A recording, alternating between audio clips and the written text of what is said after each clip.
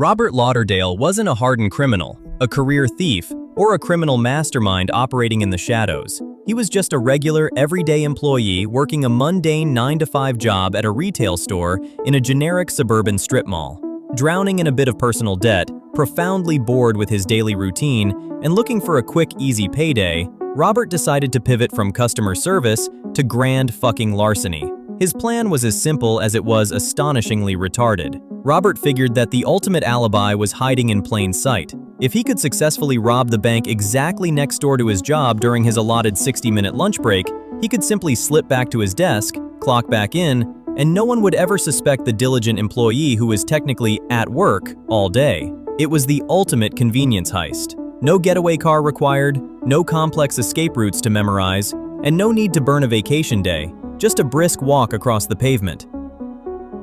Robert punches his time card, signaling the start of his lunch hour. His coworkers assume he is heading out to grab a sandwich at the local deli or take a nap in his car. Instead, Robert walks out the front doors of his workplace, takes a sharp left, and strolls exactly 45 feet down the sidewalk to the neighboring bank branch. He enters the bank. Robert hasn't bothered with a high-tech disguise, a ski mask, or anything that would draw immediate alarm before he reaches the counter. He is just wearing a cheap pair of sunglasses and a baseball cap pulled down slightly over his eyes. Oh, and one crucial, fatal detail. He is still wearing his highly recognizable company work uniform. After waiting patiently in the teller line, blending in with the other lunchtime patrons depositing checks, he steps up to the counter. He slides a hastily scribbled note to the teller. The note demands cash, threatens that he has a concealed weapon, and tells her to act naturally. The terrified teller complies, stuffing a stack of banded bills into a manila envelope and sliding it back across the marble counter. Robert casually turns around and walks out the front glass doors. He doesn't run. He doesn't sprint to a waiting getaway driver. Instead, he simply walks back across the pavement, takes a sharp right, walks through the front doors of his own workplace, and sits back down in the employee break room to eat a bag of chips before his shift resumes at 1 p.m. Now here is the pure, unfiltered stupidity that led to his immediate downfall. Because the bank and his job shared the exact same strip mall parking lot, witnesses, including the bank's security guard and a customer walking in, watched the robber leave the bank and walk directly into the business next door. Furthermore, the bank teller immediately told the 911 dispatcher that the robber was wearing the brightly colored uniform and name tag of the store right next to them. Before Robert's lunch break was even officially over, local police cruisers flooded the parking lot. Officers didn't have to launch a statewide manhunt, set up roadblocks, or dust for fingerprints. They simply walked next door, asked the manager who was currently on their lunch break, and found Robert sitting in the break room. The manila envelope of stolen cash was resting right next to his lunchbox. The timing, the lack of a real disguise, and the sheer audacity of commuting back to his shift made him an obvious suspect instantly. This open and shut case didn't take long to process in the court system. Robert Lauderdale was handed a swift reality check, a sentence of 3 years in federal prison.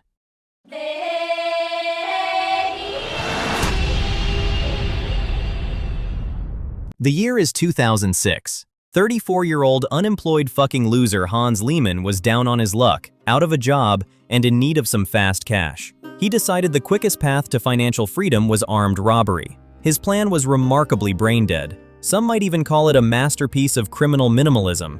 First, this idiot decided to procure a terrifying disguise, a classic menacing ski mask. Second, he needed to arm himself. Hans didn't have access to the underground black market, so he improvised with a highly intimidating, cheap, plastic toy pistol. Finally, ride his old rusty, beat-up, trusty motorbike to the local financial institution, storm the lobby, demand the cash, and ride off into the alpine sunset before the cops even knew what hit them. On a crisp Wednesday morning, Hans wakes up, hypes himself up in the mirror, slips his trusty ski mask into his pocket, and tucks his toy gun into his waistband.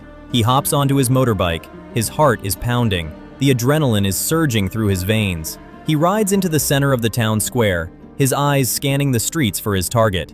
He spots a building with a bright, glowing sign on the exterior wall indicating a cash point, an ATM. Perfect, Hans thinks. Where there's an ATM, there's a bank vault. He parks his motorbike right near the front entrance, directly in sight. He pulls the ski mask over his face, draws his toy gun, and kicks the front doors open like a budget action star.